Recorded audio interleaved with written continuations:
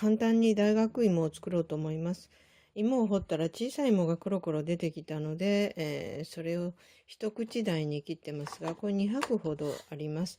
それと白桃を大さじ3杯ほど準備しました。それに、オリーブオイルを入れます。まず鍋に、火を入れてオリーブオイルを少量入れます。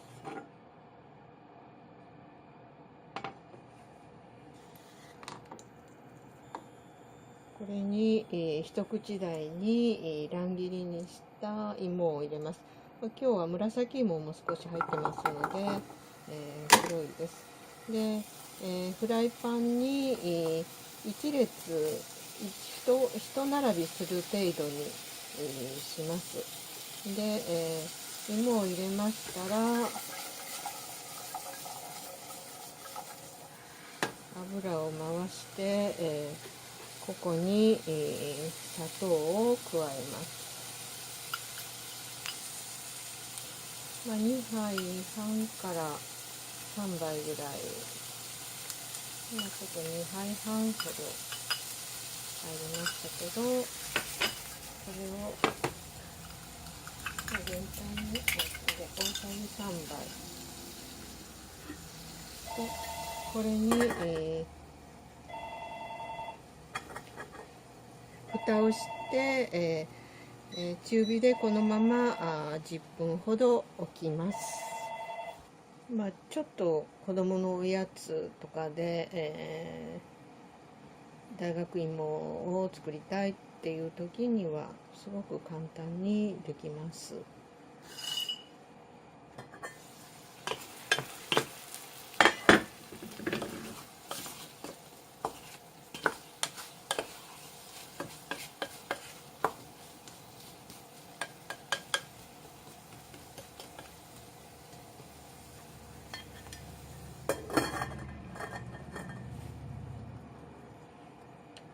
時々かき混ぜます。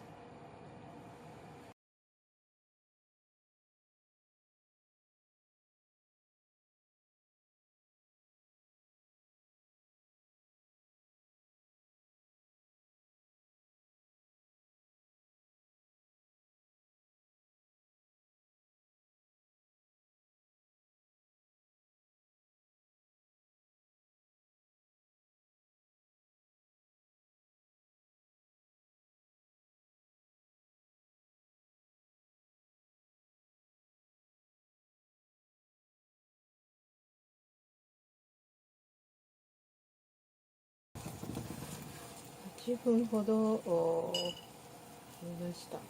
で、しっかり、煮えるのを確認したら、あとは焦がさないように